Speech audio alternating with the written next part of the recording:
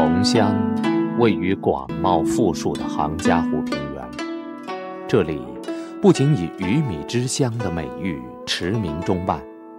还由于它孕育了丰子恺、茅盾等一大批在中国现代文化艺术舞台上取得了杰出成就的名人名家，而为自己树立了人杰地灵的形象。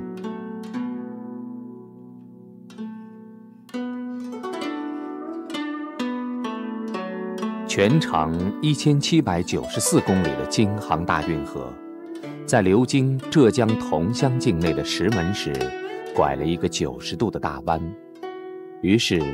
石门湾就成了小镇上的一道无可替代的风景线。使小镇人更值得骄傲的是，一生涉及美术、文学、音乐、书法、翻译等各个艺术领域，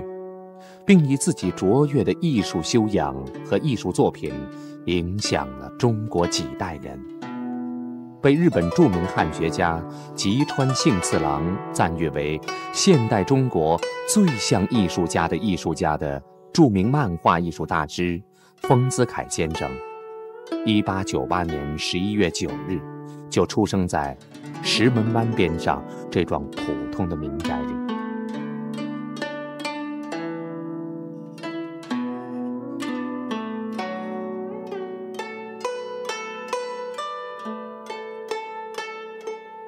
我们现在看到的丰子恺故居，是丰子恺先生在1932年自己设计建造，并于1933年春入住的。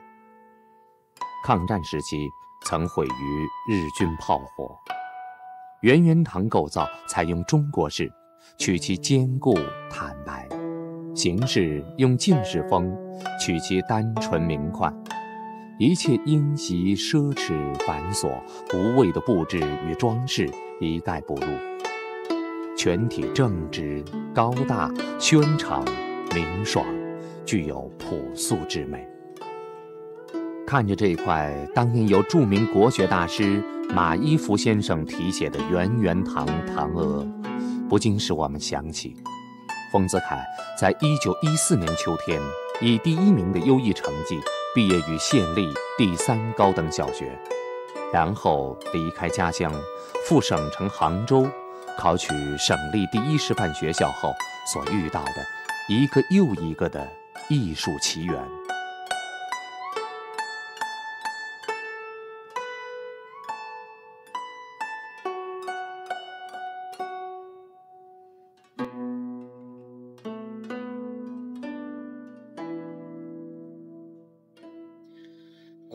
丰子恺呢，他走上这个艺术之路呢，其实是比较有缘分的。你比如说他在1914年考进这个浙江省第1师范学校，这个时候，他当时考的时候呢是考了3个学校，报考了3个学校。后来他呢就是由于种种的原因呢，他选择了浙江省立第1师范学校。他这一个选择呢，对他今后一个走上艺术道路是一个很好的一个契机。因为什么？在这个学校当中有一个中国现代近现代这个很著名的艺术先驱，就是在这个学校里做艺术教师，那么他就是李叔同。那么在这个遇上李叔同之前呢，丰子恺自己对于绘画的理解呢，完全停留在中国传统的那种临摹，像临摹那个芥子园画谱或者是仅仅了解一些国画的基本常识仅仅停留在这种知识层面上。而遇到了李叔同以后呢，他就知道绘画原来还有像做写生那种西洋画法这么一种正规的科学的绘画训练这么个体系。所以说这个遇上李叔同之后呢，使他这个艺术视野更加开阔。那么李叔同在自己的学生当中呢，经过一段时间的观察呢，也发现丰子恺呢在这个绘画上的进步呢特别快。所以说他有一天晚上呢，就把丰子恺叫到了自己的房子里，就跟他说，意思就是说，在我所教的学生当中，从来没有见到像你这么进步快的这么一个学生啊。那么今后呢，你完全可以。那么也就是说，他讲到这里他就没有点名。那丰子恺他当然是非常清楚，他知道老师跟他说，今后呢是应该义无反顾地走上选择艺术这条道路。也就是说，丰子恺走进这个学校是一个缘分，遇上李叔同是个缘分。那么第三呢，就是李叔同经过自己的观察，认定了这么一个学生丰子恺有幸在他的提携之下走上艺术道路，又是一个缘分。所以从此以后呢，按照丰子恺自己的说法呢，他就对于艺术就是从来没有改变方向，按照他的说法就是永远没有变质这个志向从来没有再改变过。所以说从那个时候开始呢，丰子恺就走上这么一条艺术道路。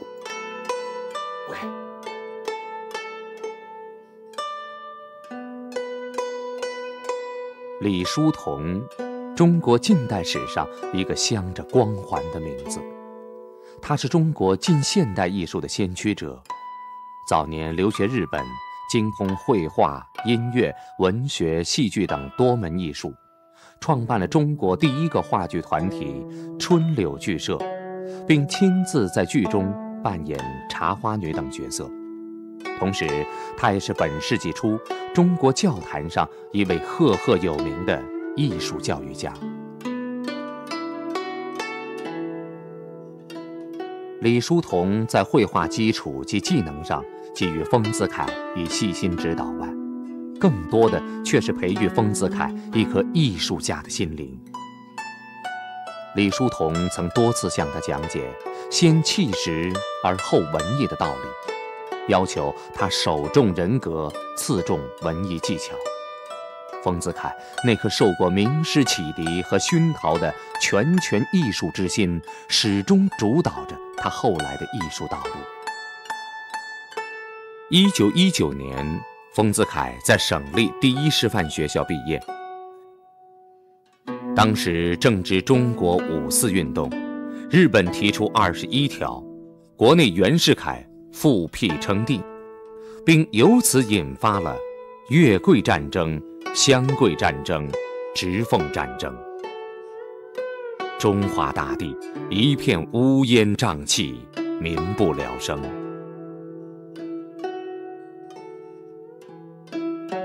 令人遗憾的是，在丰子恺毕业前夕，39岁的李叔同，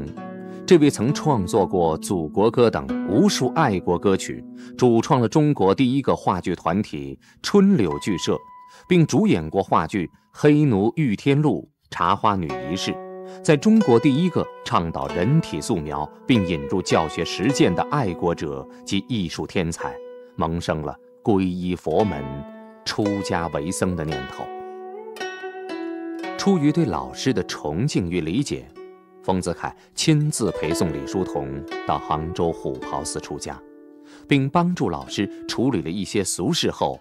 于是年秋与刘志平、吴孟非一起在上海创办了上海专科师范学校。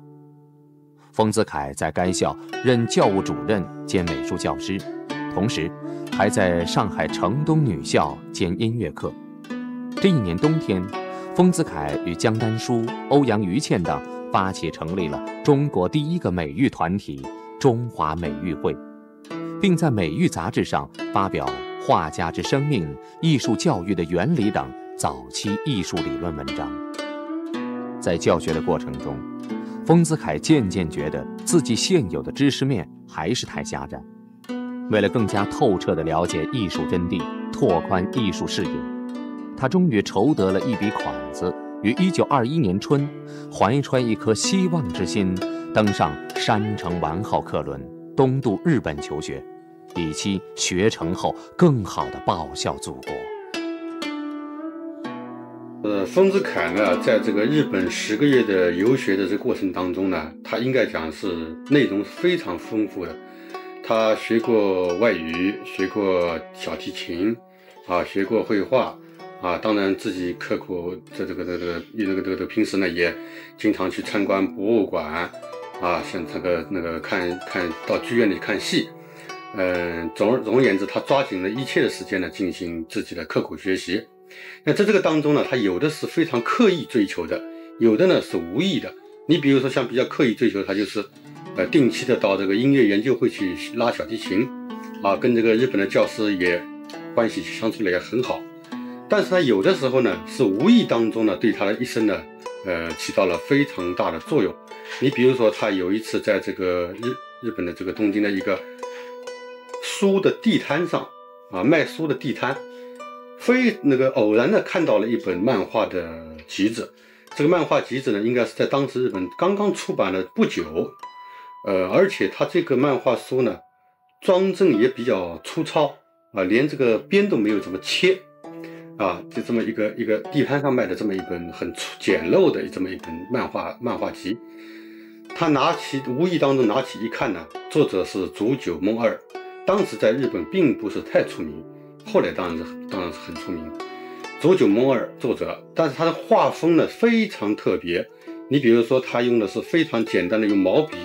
寥寥数笔的勾画，但是他反映出来的都是非常有人生趣味的这么一种内容。而且呢，他有题画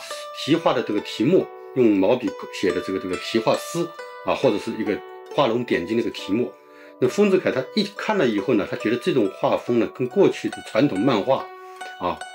很不一样，而且非常有中国的这个古典文学的这么一种意趣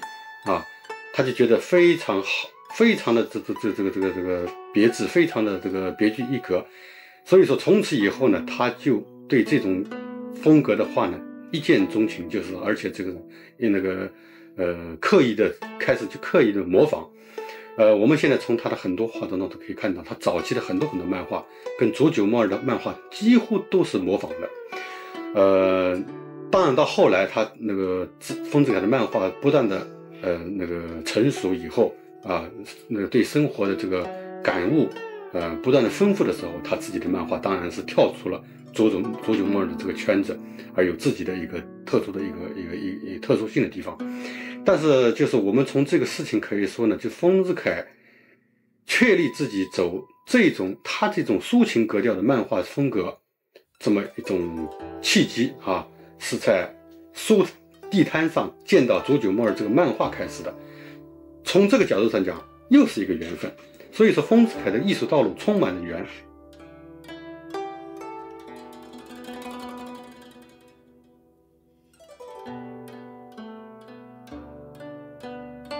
从日本回国后，丰子恺来到了浙江上虞白马湖畔的春晖中学教书。当时的春晖中学以校长金亨颐为首，聚集了像夏勉尊、朱自清、朱光潜、邝沪生等一批学者，文人荟萃，文化艺术空气极浓。就这样，在春晖园中教书的近3年光阴中，丰子恺无时不忘恩师李叔同对自己的殷切希望，带着从日本接受的新思潮，以及从竹久梦二漫画集受到的艺术冲动，课余之暇常与朱自清等同仁们交流切磋，彼此之间都产生了艺术影响和共鸣。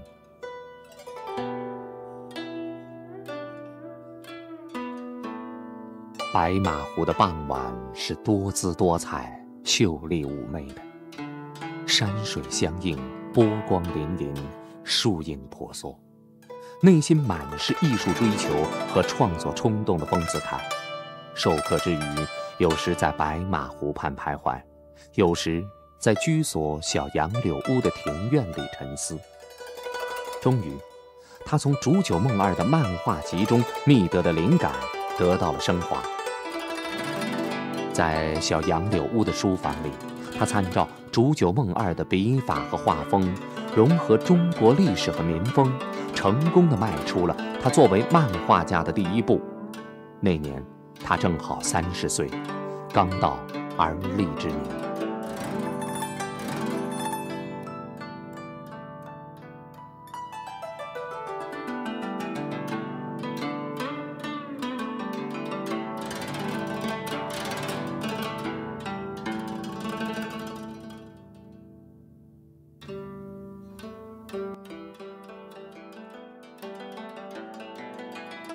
夏勉尊曾是丰子恺的老师，当时也在春晖中学任教。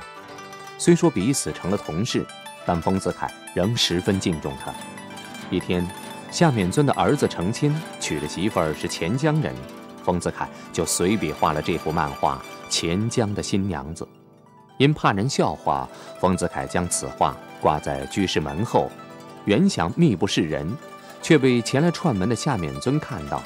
没想到一向严肃的师长看后，连声赞好，并给了丰子恺一番勉励。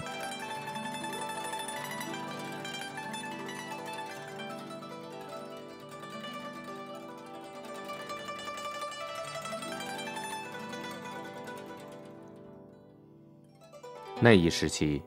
丰子恺常在春晖校刊上发表文章、歌曲及画作。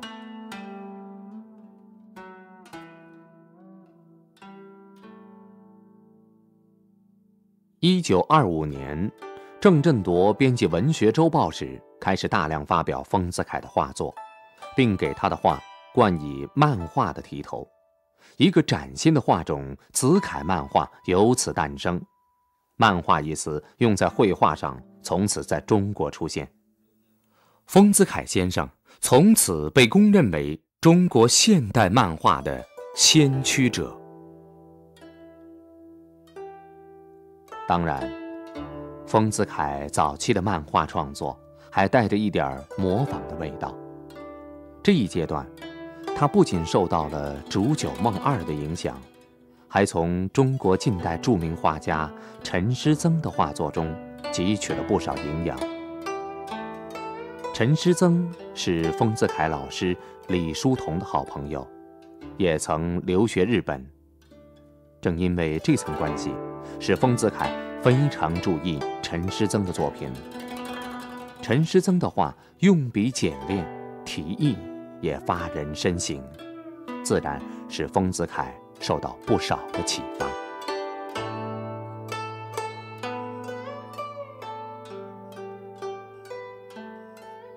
但是，艺术的借鉴毕竟不是亦步亦趋的单纯模仿。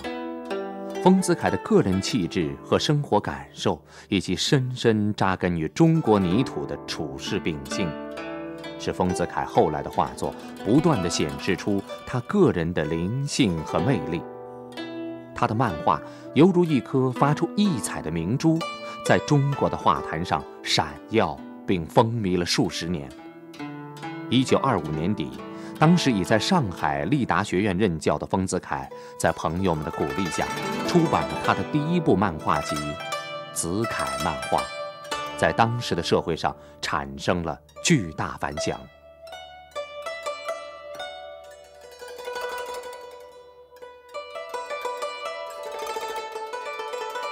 丰子恺的漫画前后大约经历了4个阶段。首先是古诗新画时期，丰子恺的老师夏勉尊把丰子恺这一阶段的漫画称之为翻译，但丰子恺却有着自己的见解。他说：“古人云，诗人言简而意繁。我觉得这句话可以拿来准绳我所喜欢的漫画。我以为漫画好比文学中的绝句，字数少而精，含义深而长。我觉得古人的诗词全篇都可爱的极少，我所爱的往往是篇中的一段甚至一句，与美玉不朽之句，冯咏之不足，则意之为画。”丰子恺做这类画，只用简洁的几笔就能表现出一种意境，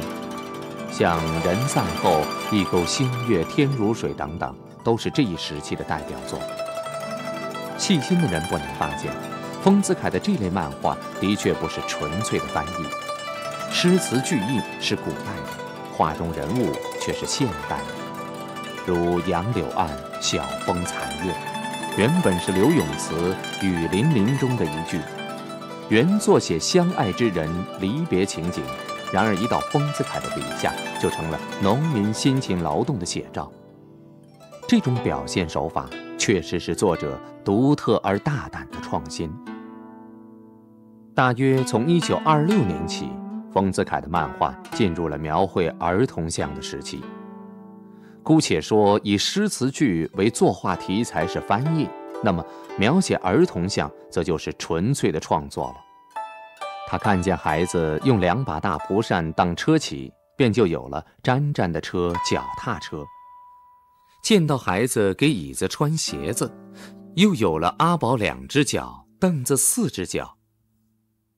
儿童生活一到他的笔端，便就充满了生的意趣，洋溢着天真活泼的元气。就30年的夏天了，就刚爷当时刚刚落成大概1年左右。上海有一位读者写了一封信给了丰子恺先生，他说之前一段辰光经常在申报浪向读到那个话，那么伊讲前数天呢，我看到了一个穷小孩的一个游戏，这个游戏呢就是一种跷跷板。那伊讲，我想呢非常符合那个丰先生的这种画风，所以我愿意把这个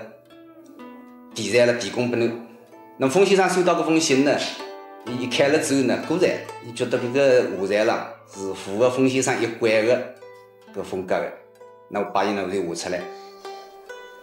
画出来之后呢，又在申报浪向发表，而且发表的辰光呢，丰先生特意请编辑了在画旁呢注明，这如果有人看到这幅画之后，要去教小朋友玩的话，千万要当心，这个玩法呢就是2只板凳交叉的地方了是非常危险的。如果细嫩的小手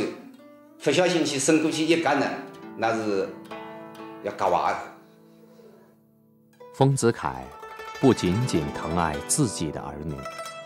他的关怀与悬念还给予普天下的孩子们。他越是热爱儿童的天真无邪，就越痛恨人间的不平等。因此，他画了像贫民窟之冬、2重饥荒、最后的吻、笑窝、练习等这类控诉旧社会摧残儿童的作品。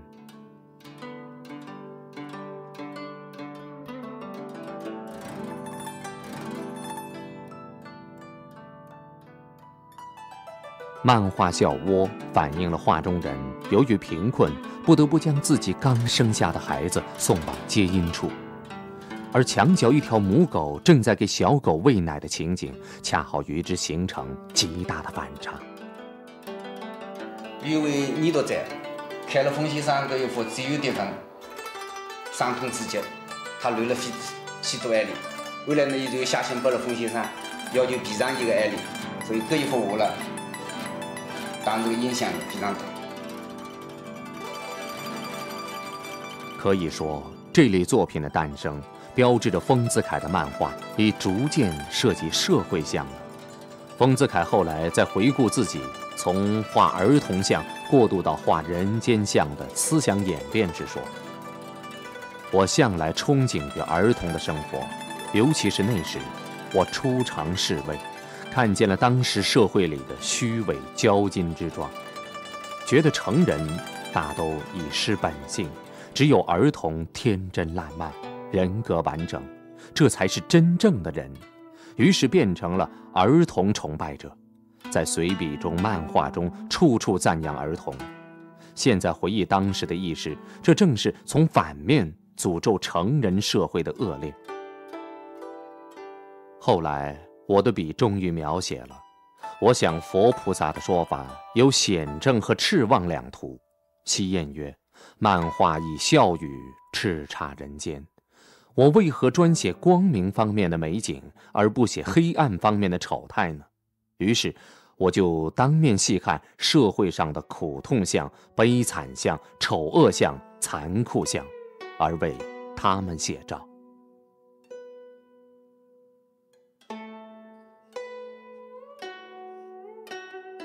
1935年，丰子恺出版了漫画集《人间像》。他在序言中直截了当地说：无画既非装饰，又非赞美，更不可娱乐，而皆人间不调和相、不喜欢相与不可爱相，独何于？东坡云：恶岁诗人无好语，若诗画通似，则窃比无画于诗可也。那段时间，丰子恺往往在自己的漫画上盖上素朽之作的印章。他后来解释说，凡是描写伤心惨目的景象画，都盖上这图章，意思是希望这幅画速朽及这些景象快快消灭。20世纪30年代的中国，军阀混战，民不聊生。富有同情及慈爱之心的丰子恺再也无法适应朱门酒肉臭、路有冻死骨的都市生活，于是亲自设计，并在故乡石门湾建造了圆圆堂。他希望能在故乡这安谧宁静的环境中，过着田园般的艺术创作生活。喝运河水长大的丰子恺，一踏上故乡的土地，浓浓的乡情深深地激发了他无尽的创作灵感。丰富的生活积累加上横溢的才智从笔底涌出，化作一幅幅一篇篇艺术作品，如千里流淌的古运河水，一发而不可收。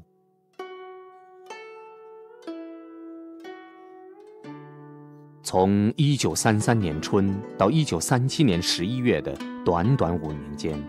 丰子恺在故乡圆圆堂里潜心著述，创作并出版了漫画集、散文集、翻译小说等作品近20部。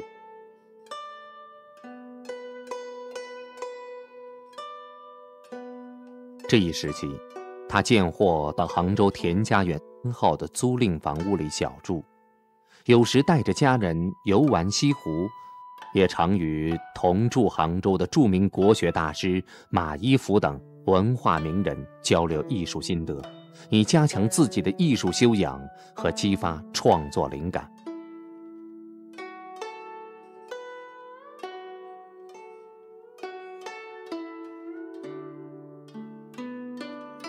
1937年的中国是灾难深重的。随着813日军从上海近郊金山卫登陆，隆隆的炮声翻开了日本全面侵华的历史。石门湾距上海仅100公里左右，那忽远忽近的枪炮声打破了圆圆堂往日的静谧与安宁。富有民族正义感的丰子恺以笔带枪，在这张书桌上写下了多篇声讨日军暴行的檄文。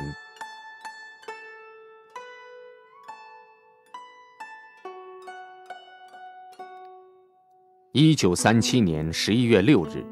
日军7架轰炸机飞临石门上空投弹，丰子恺却不顾家人劝阻，独自留在书房中，一边翻阅这本日本帝国主义侵略中国史，一边据此书创作抗日漫画。无可奈何的是，拿枪的军人无法守住国门，拿笔的文人又怎能抵抗武装到牙齿的侵略者呢？当日寇的铁蹄踏上故乡的土地时，丰子恺不愿在即将沦陷的家乡做亡国奴，只好搀老扶幼，领着全家10多人背井离乡，汇入到逃难的人流中去。而圆圆堂也在次年1月毁于日军炮火。这扇火候余生、满身疤痕的大门，就是当年日军暴行的见证。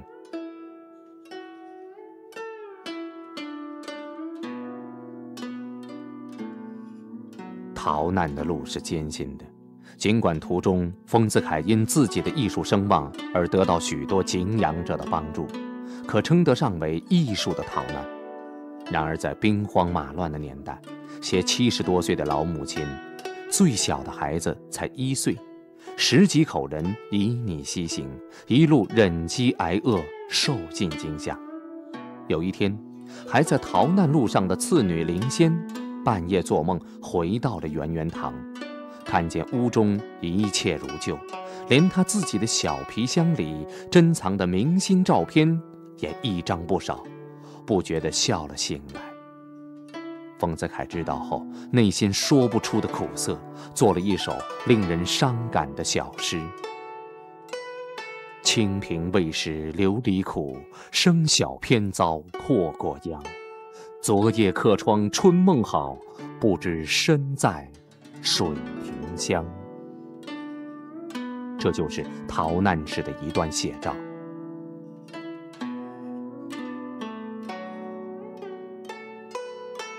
中国有句古语：“塞翁失马，焉知非福。”这话应在了逃难中的丰子恺身上。抗战的炮火把丰子恺从圆圆堂的书宅里轰了出来，他一路途经杭州、桐庐、衢州、上饶、南昌、长沙、汉口、桂林，最后到达重庆。一路风尘使他有机会更深入地了解民间，接触更多祖国的大好河山。生活面宽了，艺术的视野也跟着宽了，这对丰子恺画风的转变起到了决定性的作用。对这个转变，丰子恺后来总结说：一到浙南就看见高山大水，经过江西、湖南，所见的又都是山。到了桂林，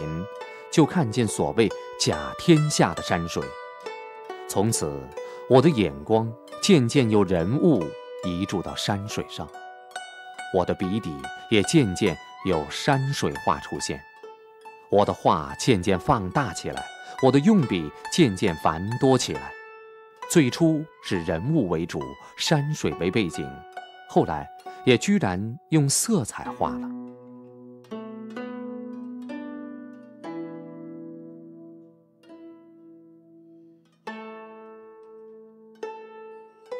丰子恺的漫画从古诗新画起步，经过儿童像和人间像的阶段，现在终于步入了艺术手段更为丰富的自然像时期。他的漫画形式不再停留在前期的黑白小幅简笔画上，开始创作相对大幅彩色的反笔画了。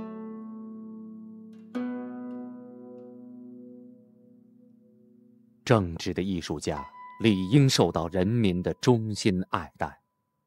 正直的艺术家也必然会在抗战这大是大非的问题上发出自己的声音。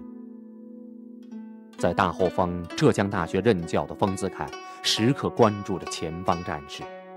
当他得知家乡的圆圆堂被日军的炮火炸毁的消息后，丰子恺说：身外之物何足惜，我虽老弱，但只要不转乎沟壑，还可凭5寸不烂之笔来对抗暴敌。丰子恺是这样说的，也是这样做的。他在抗战时期以笔带枪，常以漫画、散文积极宣传抗日。在这幅漫画中，他把暂时受日军铁蹄践踏的祖国比喻成发出了许多新枝的大树，并赋诗说：大树被斩伐，生机并不绝，春来怒抽条，气象何蓬勃。这正是丰子恺在自然中悟出的哲理。果然，经过8年艰苦卓绝的斗争，抗战终于以日本帝国主义的无条件投降而告结束。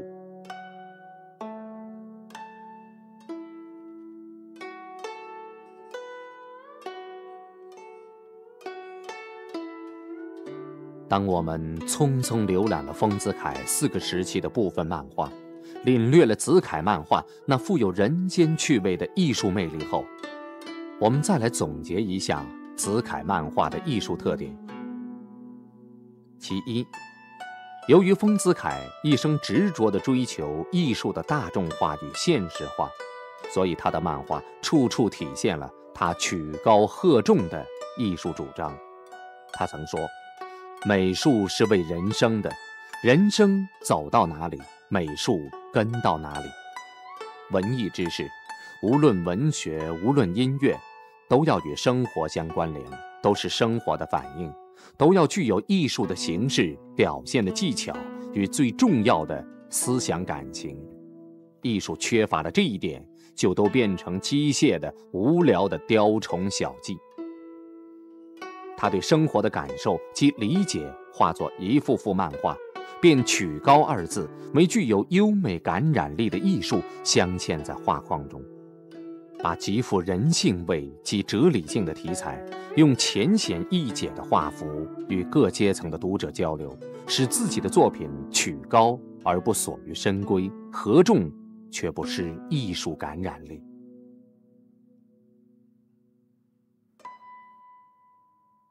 其二，子恺漫画常常是小中能见大，弦外有余音。说的具体些，就是艺到比不到的艺术特色。他这幅名为《村学校的音乐课》的漫画就是典型的一例。画面不失色彩，寥寥数笔，人物的神态和形态却跃然纸上。画中一个个张着大嘴唱歌的孩子，虽然一个都没画眼睛，但稍有艺术想象力的读者不难体会到，这里每一个孩子的眼睛里都充满着天真活泼的神气。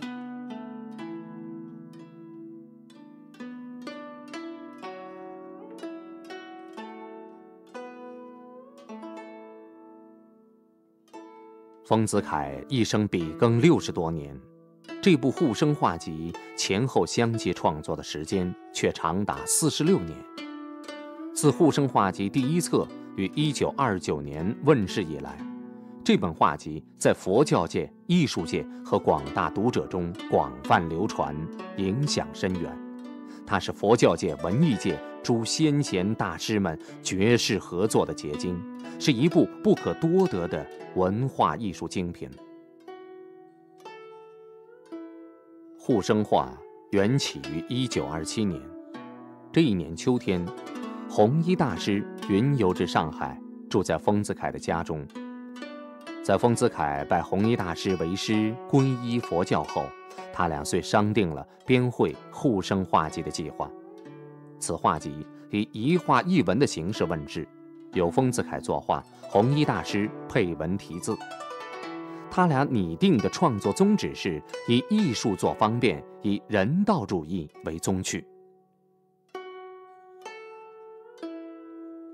第一次世界大战后，欧洲曾出现过声势不小的提倡素食主义的护生。在中国，由蒋介石题写报头的《护生报》也大力宣传保护动物是20世纪人类祈求和平应有的认识和觉悟等护生口号。从一定角度来说，护生画的创作其宗旨亦与东西方一时兴起的素食主义护生思潮基本一致。而刚刚拜弘一大师为师，皈依佛教的丰子恺是把创作护生画当成一种事业去追求的。现在一般认为，护生画集的创作就具体契机来说，是为了纪念当时弘一大师的50岁生日而做的。因为这一册护生画共画了50幅画，正好与弘一大师50寿辰吻合。第一册护生画于1929年2月由开明书店出版。国学大师马一夫先生在序言中说：“故知生则知化矣，知化则知心矣，知护心则知护生矣。吾愿读是画者，善护其心。”明确表示出了护生与护心的关系。1939年，身在泉州的弘一大师收到丰子恺手绘的60幅护生画后，非常欣慰。他写信给丰子恺说：“朽人70岁时，请仁者做护生画第3集，共70幅；80岁时做第4集，共80幅；90岁时做第5集，共90幅；100岁时共100幅。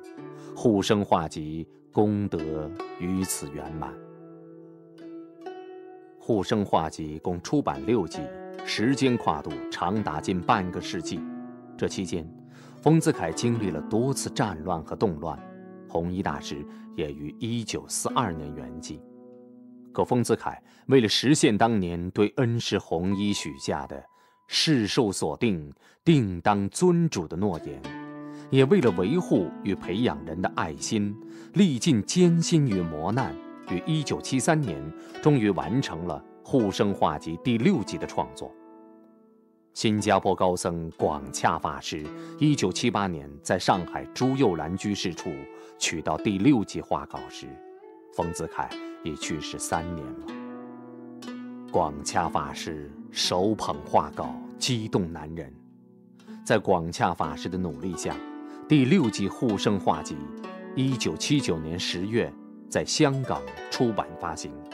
护生画也于此终于功德圆满了。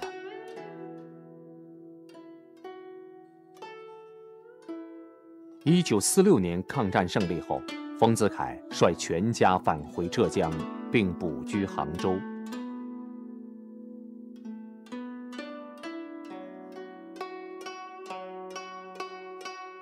1948年秋，在女儿丰毅银的陪同下，丰子恺赴台湾举办画展，并在台北做了中国艺术的广播讲演。同时，他还专程去了福建泉州，在恩师李叔同及弘一大师最后讲经处及圆寂时的床边进行凭吊，怀念恩师往昔对自己的启蒙和教诲。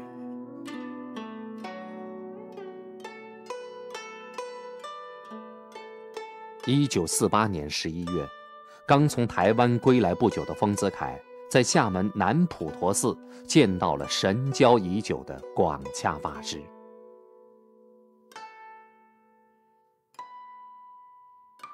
广洽法师是弘一大师亲近的法侣，早在30年代初，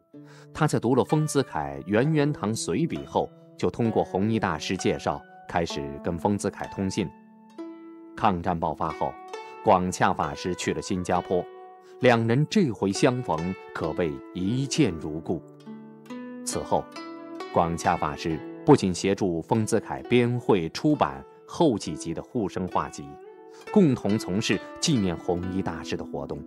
而且在生活上也经常给予丰子恺以资助。1965年，广洽法师回国观光，丰子恺陪同他游览了苏州、杭州等地。1984年，在丰子恺先生逝世10周年时，桐乡县政府决定重建圆圆堂。广洽法师得此消息后，慨然捐款，以表达他对老友的一片真情。1949年起，丰子恺定居上海。新中国成立后，丰子恺曾一度以主要精力从事翻译事业，主要翻译作品有《源氏物语》《猎人笔记》《吕宿》等。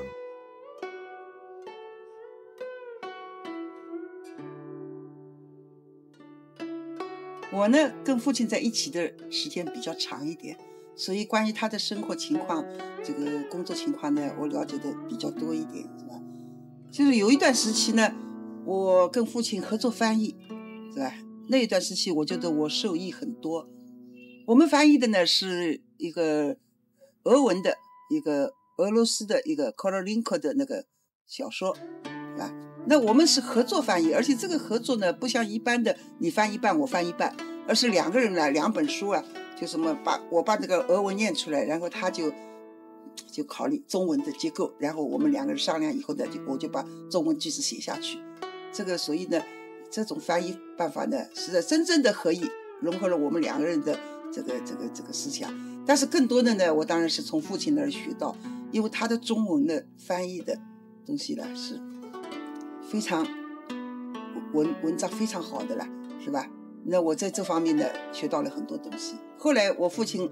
从日文翻译了一个《源氏物语》，那是日本的最早的一个长篇小说，也是世界最早的长篇小说。它这个译笔啊非常美丽，是吧？那么这本书呢，可惜在他生前没有出版，身后出版了以后呢，得到各方面的重视称赞，是吧？都认为这本书译得非常好，对吧？所以呢，我当时跟父亲在一起翻译的，我觉得这一段时间的我比较怀念的啊，因为我从他那里学到了很多，是吧？关于翻译啊，关于中文这个表达这方面的这个经验。在丰子恺长长的艺术生涯中，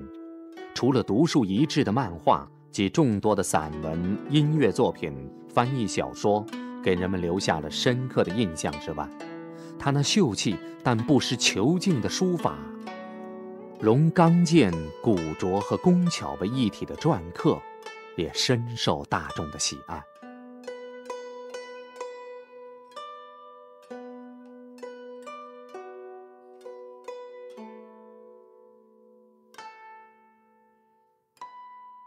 特别是他在装帧艺术上的探索与实践，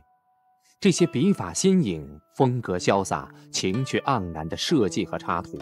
给54以来书籍装帧形式带来了耳目一新的感觉，为当时的出版业做出了重要的贡献。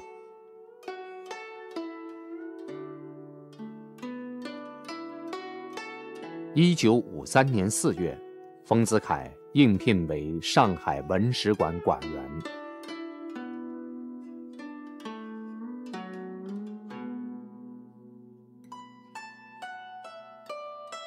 1959年，丰子恺担任中华书局新编本辞海编委会委员、艺术分册主编。1960年6月，就任上海中国画院首任院长。1962年5月，当选为上海市美术家协会主席、上海市文联副主席。丰子恺曾担任全国政协第3、第4届委员，上海市人大第1至第5届代表，并受到过敬爱的周总理的亲切接见和殷切勉励。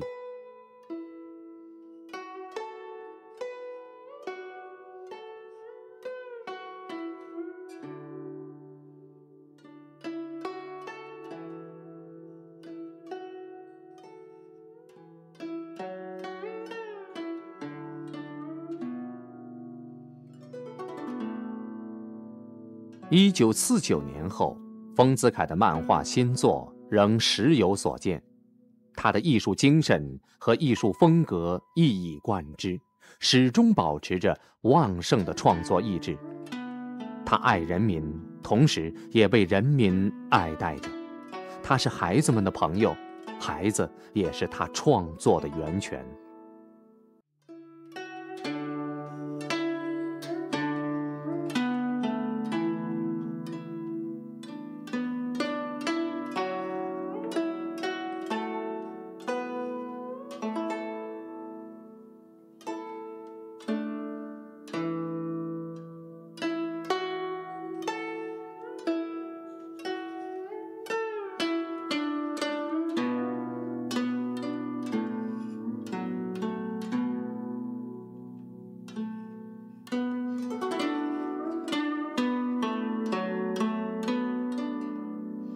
他毕生所创作的散文及翻译作品、